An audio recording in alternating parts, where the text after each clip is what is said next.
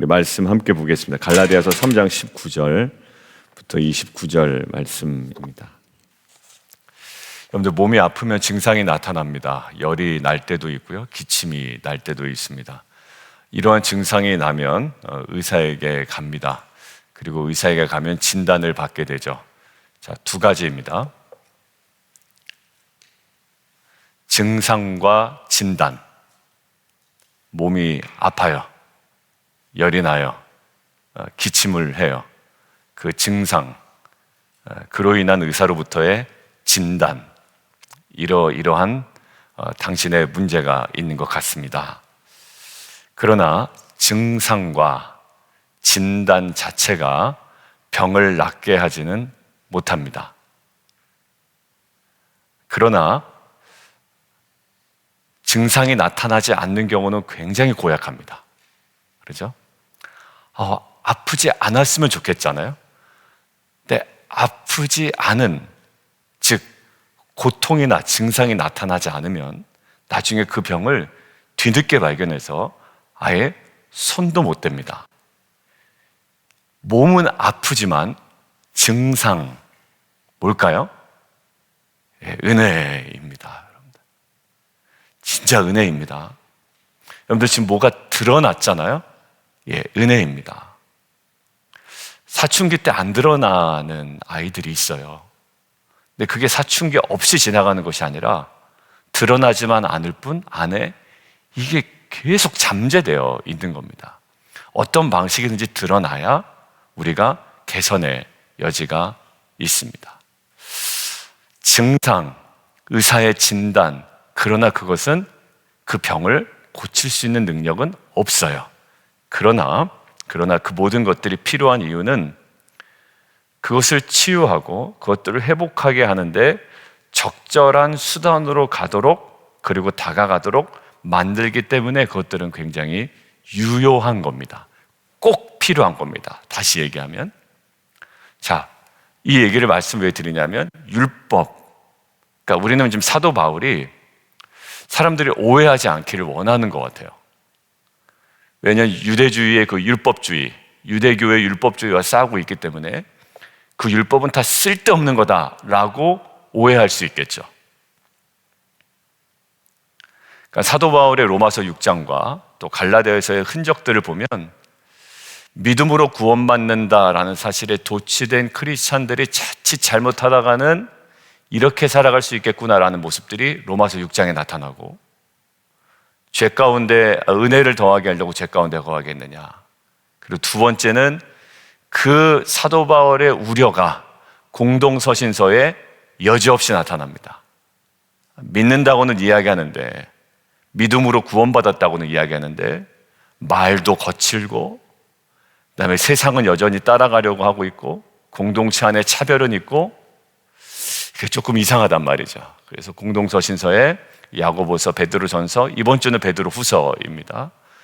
그다음 요한 1, 2, 3서, 유다서까지 이렇게 계속 그 거의 비슷한 메시지가 선포되고 있는 거죠. 자, 그러면 오해하기 쉬운 지점 다시 돌아갑니다. 율법은 다 필요가 없는 것이냐? 그렇지 않겠죠. 자, 24절 함께 보겠습니다. 24절.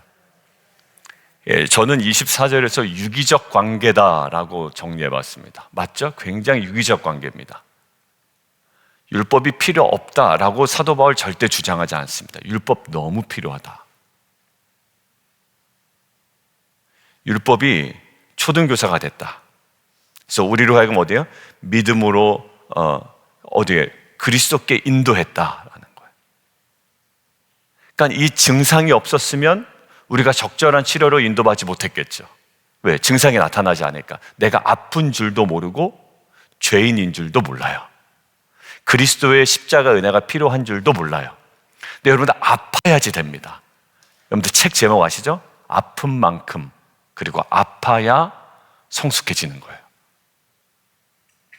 여러분들, 그래서 교만함이 왜 이렇게 무서우냐면, 교만함은 자기가 아픈 줄을 모릅니다. 자기가 약한 줄을 모릅니다. 자기가 얼마나 수치스러운 줄을 모릅니다. 근데 갈수록 겸손해진다라는 것은 실존을 깨닫는 거예요. 무엇을 통해서? 은혜를 통해서요? 아니요. 물론 큰 범주에서 은혜지만 이 율법이 우리 안에 딱 던져졌을 때 우리는 얼마나 우리가 수치스러운지, 그리고 우리가 얼마나 민망한지, 그리고 우리가 얼마나 약한지, 우리가 얼마나 죄인인지를 깨닫게 합니다. 결국 이 죄는요, 율법은 우리의 죄를 깨닫게 하는 율법입니다. 이건 너무 중요한 거예요.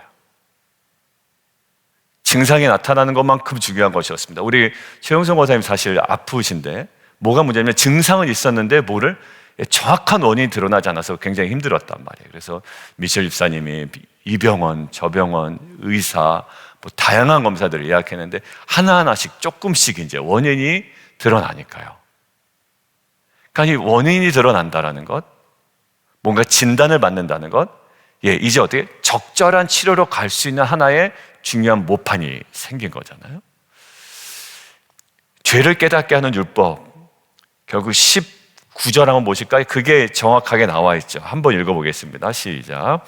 그런즉 율법은 무엇이냐? 범법함으로 더하여진 것이라 천사들을 통하여 한 중보자의 손으로 베푸신 것인데 약속하신 자손이 오시기까지 있을 것이라. 이게 한 중보자가 누굽니까? 모세죠. 모세. 천사들과 중보자 모세의 손을 통해 이스라엘 백성에게 전해졌습니다. 율법이요. 너무 소중한 거예요. 여러분들 율법 너무 무시하거나 대적하는 어떤 마음으로 가지고 가면 안 됩니다. 구원의 수단과 방법이 안 될 뿐이지 구원 얻는 과정에 있어서 율법은 매우 중요합니다. 결정적인 그 하나의 키가 아닐 뿐이지 과정 중에 율법은 매우 유익합니다. 여러분들 제가 결론 부분에 오늘 이 부분을 강조할 거예요. 매우 유익합니다. 없어서는 안 됩니다. 지금 이거 강조하는 거예요. 약속 있는데 왜 하나님은 모세를 통해 율법을 주셨을까? 바로 그거예요. 약속이 있는데 왜 율법을 주셨냐? 아브라함의 약속이 있는데 왜 율법을 주셨냐? 죄가 무엇인지를 깨닫도록 하기 위해서입니다. 그러니까 저희가 날마다 자신의 죄를 깨닫는 것, 겸손해지는 것은 그 성숙해지는 과정 중에 아름다운 모습이라고 저는 볼 수 있습니다. 저는 기고만장, 안하무인, 이게 제 성도들에게 있어서 좀 지워져야 될 것 같아요. 그것이 우리가 성공 때문이든 아니면 관계의 풍성함이든 재정의 여유로움이든 그 어떠한 이유가 됐든지 간에 우리가 그 두 개 이야기했던 그 지점에 우리가 서 있다면 빨리 추스려야 됩니다. 어디로요? 말씀으로 돌아가야 돼요. 말씀은 우리의 상태를 정확하게 보여주기 때문이에요. 여러분들 율법이 있기 전에 사람들이 죄가 무엇인지를 알지 못했습니다. 그런데 율법이 주어진 후에야 무엇이 죄인지를 알게 되었습니다. 여러분들 왜 예수 믿은 다음에 우리가 더 힘들어하는지 아세요? 어떤 면에선? 예전엔 죄가 아니었거든요. 내가 마음대로 하는 거 죄가 아니었어요. 근데 이 말씀을 보다 보니까 이게 죄인 줄 알게 되는 거예요. 옛날에 내 마음대로 행동했단 말입니다. 심지어는 주일 예배도 사실 내가 나올 수도 안 나올 수도 있었어요. 근데 하나님께서 이 말씀을 듣는 우리 안에 깨닫게 해주십니다. 네 마음대로 자꾸 그렇게 하는 거 사실 죄가 아닌 게 아니다라고 말씀하시는 거예요. 그래서 성도님들 중에 이렇게 얘기하신 거예요. 예전에는 그게 너무 좋았는데 지금은 오히려 주일 예배를 빠지는 게 너무나 이상해졌습니다. 그런 변화가 있네요. 저에게도 이렇게 얘기를 해주세요. 무엇이 죄인지를 몰라요. 그런데 교회 다니다 보면 계속 내가 죄인인 것처럼 느껴집니다. 여러분들 이게 저한테 이렇게 상담을 하시거나 질문하실 때 집사님 맞습니다. 그게 맞습니다라고 말씀드립니다. 목사님 예전에 오히려 교회 다닐 때보다 안 다닐 때보다 다닐 때가 오히려 저는 더 불편한데요. 맞아요. 그게 맞아요. 교회 다니면서 막 나는 자유로워졌다 하지만 그 자유는 집사님 생각했던 그 자유가 아니에요. 오히려 우리는 노예가 되는 거예요. 종이 되는 거예요.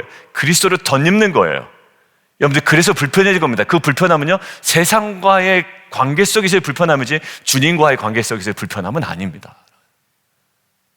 여러분들 율법은 깨닫게 합니다. 큐티하면 깨닫습니다. 예전에 큐티를 어설프게 하면 다른 사람 비판하기 바빴다고요. 그런데 이제 대놓고 비판할 수 없으니 돌려가면서 큐티를 나누면서 비판하는데 여러분들 그거 듣고 있을 때는 너무 피곤하지 않으세요? 이게 그 큐티 나눔에 긴장감이 있습니다. 그럴 때는. 하고 나도 이렇게 뭔가 깨름직한 거예요. 왜? 이게 자기를 얘기하는 것 같지만 이게 교회를 비판하고 남을 비판하기 위한 하나의 수단이 되어버리면 이 큐티 나눔이 너무 불편합니다. 그런데요, 정말 그 말씀 앞에 나의 죄를 깨닫고 겸무손한 상태에서의 나눔은 이 큐티 나눔의 분위기를 완전 바꿔버리더라고요. 율법 너무 중요합니다. 이것이 우리를 구원하지 못해요. 증상이 우리를 구원하지 못하고 진단 자체가 구원하지 못하지만 여러분들 이건 너무 중요합니다. 왜? 가장 적절한 은혜의 수단으로 우리를 인도하기 때문이고 그것을 가장 깨닫게 하는 거예요. 여러분들, 그리고 지금 제가 방금 말씀드렸지만 그리스도께로 인도하는 초등교사가 된다라는 거예요, 율법은. 두 번째는 그리스도께 인도하는 율법이요. 제가 대제를 명확하게 말씀 안 드린 것 같은데 첫 번째는 죄를 깨닫게 하는 율법이고요. 두 번째는 그리스도께 인도하는 율법입니다.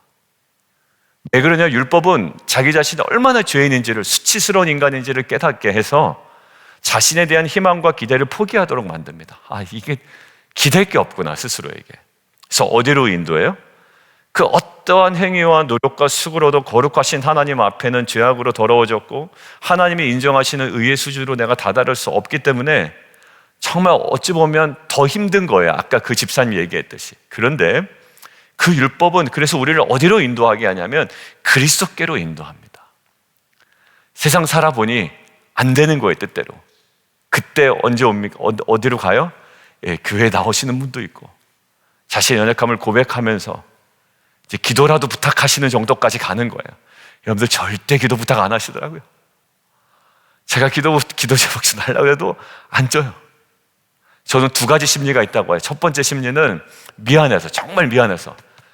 그러니까 조 목사님 바쁘실까 봐. 두 번째는 진짜 교만한 거예요. 내가 조 목사한테 무슨 기도 부탁을 받냐, 내 기도가 세다라는 교만함일 수도 있고요. 두 번째, 조 목사한테 기도한다고 뭐 바뀌어? 네, 여러분들 그렇지가 않아요. 제가 능력이 있어서가 아니라 믿는 자들에게 기도를 청하는 겁니다. 장로들에게 기도를 청하는 거고요. 두 번째는 기도에 대한 확신도 없고요. 그리고 또 하여튼 자기에 대한 자신감이 있는 거예요. 여러분들 기도 부탁하는 건 내가 그 사람 밑으로 들어가는 게 아니에요, 여러분들. 그러니까 이걸 참 오해하시더라고요. 내가 누군가에게 기도 부탁을 하면 그 사람한테 뭔가 이렇게 붙잡혀 있는 것 같고, 아니에요. 특권입니다. 여러분들 기도 제목 정기적으로 업데이트 해주신 분이 계세요. 저는 진짜 고마워요. 고마워요. 계속 업데이트를 해주세요. 목사님, 저 업데이트 알려드립니다. 여러분들 뭔가 신앙의 맥을 고만요. 왜냐하면 또 이렇게 하면 안 주셨던 분들이 또 이게 상처받을 수가 있기 때문에 죄송해요. 여러분들 그런 거 얘기한 거 아니에요. 제가 전하면서도 자꾸 이렇게 마음에 부담이 되는 건 누구에게 상처가 되지 않을까라는데 또 이제 이런 마음이 혹 들어요. 여러분들 그거 저기 하는 게 아니고, 여러분들 그 마음이 어떤 마음? 마음에 뭔가 내가 확신 있고 자신감이 있을 때 드는 그 어렴풋이 어설픈 교만함이 있다고요. 자, 그때 이게 무너졌을 때 제가 아니더라도 제 아내에게 통해서 기도 부탁하시는 걸 제가 들어요. 그럼 어떻게 됩니까? 예, 기도하고요. 그걸 통해서 하나님을, 그리스도를 더 가까이 만날 수 있도록 저희가 기도를 합니다. 여러분들 결국 율법은 우리의 죄와 굴레와 속박 속에 가두어두고 구원의 손길에만 기다리도록 만드는 거예요. 그 구원의 손길에만 기다리도록 만드는 거예요. 이 기도 행위가 바로 그런 거예요. 분명히 자녀 기도 제목 많으실 텐데 전혀 안 와요. 그러면 뭔가 필요하지 않을까? 그래서 살짝 물어볼 때도 있어요. 그래서 이제 겨우 하나하나 발견해냅니다. 여러분들 저희 자녀 기도 제목 하다 보니까 엄청 많던데요.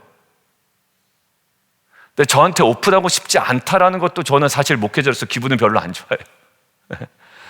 여러분들 그러니까 여러분들 이 교회라는 공동체를 잘 이해하시고, 내가 조 목사한테 이거를 뭐 부탁하냐, 여러분들 약간 이런 마음이 드신다면 약간의 좀 마음에 걸린 부분이 있으면 그거는 하나님 관계에서 회개하시고 저한테 기도 제목을 주세요. 여러분들 그것들을 누리지 못하면 여러분들 큰 상실입니다. 여러분들 제 기도 받지 못하는 거 여러분들 상실이에요. 여러분들 저는 이번에 느꼈어요. 여러분들 저한테 기도를 선뜻 요청하지 못하는 거, 여러분들 이거 매우 여러분들을 큰 손해입니다. 잘 생각해 보세요. 제가 무슨 말 하고 있는지. 그래서 여러분들 꼭 기도 제목 저한테 알려주세요. 여러분들 결국 어때요? 율법은 우리의 구원자 되신 예수 그리스도를 바라보게 만듭니다.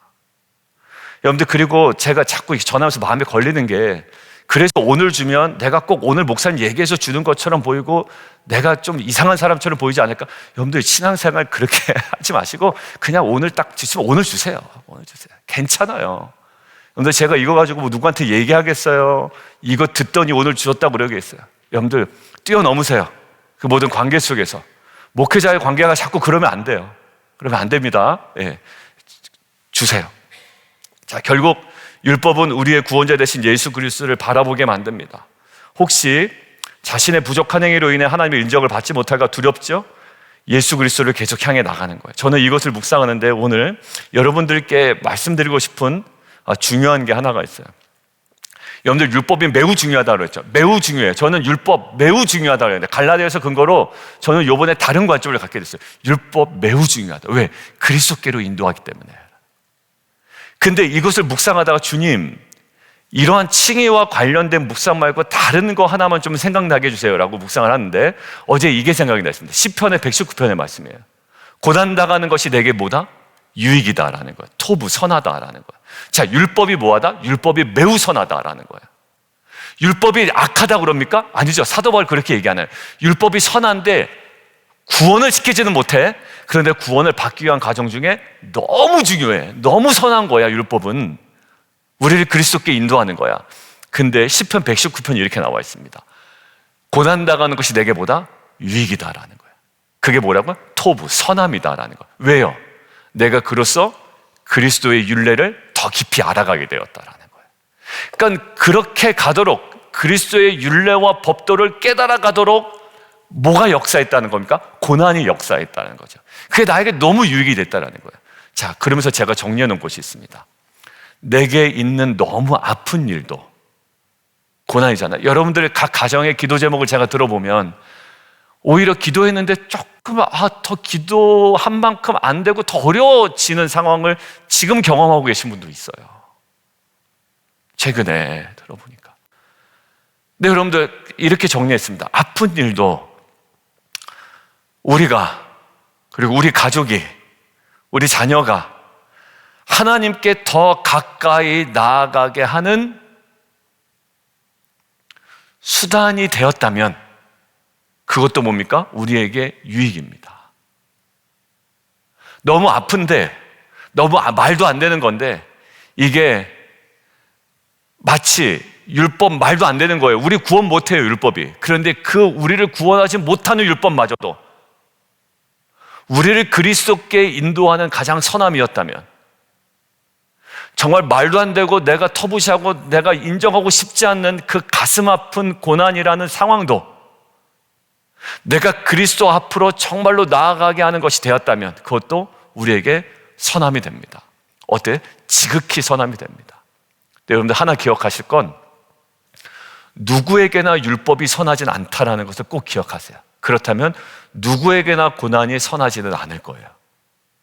왜? 지금 율법이 선하다는 이유는 구원받는 자에게 있어서 선하지, 구원받지 못한 자에게는 이것이 뭐가 됩니까? 족쇄가 됩니다. 너무 갑갑합니다. 답답합니다. 그리고 여기를, 우리를 계속 죄 가운데 가두는 것이 됩니다. 그런데 구원받는 자에게는 이 율법이 그리스도께 나아가게 하는 정말 중요한 선함이 됩니다. 이것들을 묵상하는데 하나, 고난도 마찬가지더라고요. 동일한 고난인데 누구는 이 고난이 너무 힘들어서 그 사람을 완전히 무너뜨리는 데만 사용되는 하나의 시간이 될 수가 있어요. 근데 이 고난이 우리로 하여금 그리스도께 더 나아가게 하는 그 지점이 된다면 그 어떠한 것이라도 우리에게 선함이 됩니다. 가롯 유다에게는 고난이 있었죠. 예수를 배반했다라는. 근데 그게 끝나버립니다. 고난 받다가. 가인은요, 자기의 예배가 하나님께 온전히 드려지지 않을 때 굉장히 고통스럽죠. 근데 그러다 끝납니다. 근데 베드로는 예수를 배반했다라는 그 심적 고난이 얼마나 힘들었겠어요? 근데 결국 어디로 나아갑니까? 예수께 나아갑니다. 여러분들, 고난 당하는 것이 유익이라는 고백은 예수께 나아갔을 때만, 주 앞에 나아갔을 때만 얻는 유익입니다. 여러분들, 이때 잘 나오신 거예요. 서로 기도 제목 공유하세요. 이 기도 제목 얘기하면 다른 사람들이 내 자녀를 깎아내리지는 않을까? 왜냐하면 예전에 우리 자녀의 신앙 없음이, 우리의 가정의 이런 모습이, 또 내 상태의 이런 것들이 항상 뭔가, 여러분들, 이거는요 그냥 그런 공동체에서나 있을 법한 일이고요, 이것이 그렇게 설사 상대가 그렇게 생각할 수 있을 수는 있어요. 그런데 여러분들, 거기에 자꾸 매이다 보면 우리가 신앙생활 제대로 못하죠. 눈치 보고 좋은 것만 얘기하게 되고, 그냥 항상 자신을 좋게만 얘기하게 되고 포장하게 되고, 여러분들 다 이거 위험하더라고요. 여러분들, 우리가 뭘 포장할 게 뭐가 더 있겠어요? 율법은 우리의 상황을 정확하게 보게 하고 우리를 그리스도께 인도하게 합니다. 여러분들, 이것이 우리가 율법을 통해 얻을 수 있는 유익이고, 조금 더 나아가서 우리가 고난 가운데 그 고난을 통하여 반드시 누릴 수 있는 유익한 선함임을 우리는 믿습니다. 그리고 마지막에 26절부터 29절은 이 율법은 우리로 하여금 믿음으로 나아가게 하는 율법입니다. 얼마나 죄인인지를 보게 하죠. 복을 받는 아들이 될 수 없음을 알려주죠. 버림받아 마땅한 자임을 우리로 하여금 알게 하는데, 우리는 결국 믿음으로 그리스도와 연합하게 합니다. 보세요. 26절. 하나님의 아들이 되었고 세례받은 자는 그리스도로 옷 입었다. 왜요? 그리스도와 합하기 위하여. 그리고 28절. 그리스도 예수 안에서 하나다. 아브라함의 자손이요 약속대로 유업을 이을 자이다. 이러한 지위와 신분을 얻게 되고요, 상속받는 자예요. 믿음이 아니면 불가능한 일입니다. 여러분들, 믿음이 아니면 이것이 깨달아지지 않아요. 이게 실제다라는 거 느껴지지 않습니다. 우리로 하여금 율법은 이제 우리의 처참한 현실에서 믿음으로 그 약속을 향하여 가게끔 합니다. 여러분들, 율법이 주는 유익을 누릴 뿐만 아니라 오늘 제가 하고 싶은 메시지, 고통을 통해 하나님께서 우리에게 주시는 유익을 하나도 놓치지 말고 그 순간 누리며 나아가는 저와 여러분 되기를 주님의 이름으로 축원합니다. 함께 기도하겠습니다. 율법이 유익합니다. 저는 이걸 너무 큰 대결 구도로 봤는데요, 아니에요. 율법은 유익합니다. 어느 때까지? 우리가 믿기까지. 그래서 초등 교사로서 우리를 그리스도께로 인도하는 유익이 있고요, 죄를 깨닫게 하는 유익이 있고요, 믿음으로 나아가게 하는데 유익이 있습니다. 이 율법을 우리는 누려야 돼요. 버리면 안 됩니다. 누려야 되는 거죠. 율법도 누려야 되는 거예요. 그러니까 똑같은 관점으로 우리가 당하는 고통도 고난도 우리를 그리스도께로 인도하는 하나님의 선한 도구였다면 우리는 그것들을 누려야 되고, 그 지점에서 떠나면 안 됩니다. 반드시 우리에게 그것이 선했습니다라는 고백이 있을 겁니다. 이러한 믿음으로 율법의 유익을 누리며, 고난의 유익을 누리며 그 실제를 경험하며 나아가는 저와 여러분이 되었으면 좋겠습니다. 우리 함께 좀 기도하며 좀 나아가도록 하자. 함께 기도하겠습니다.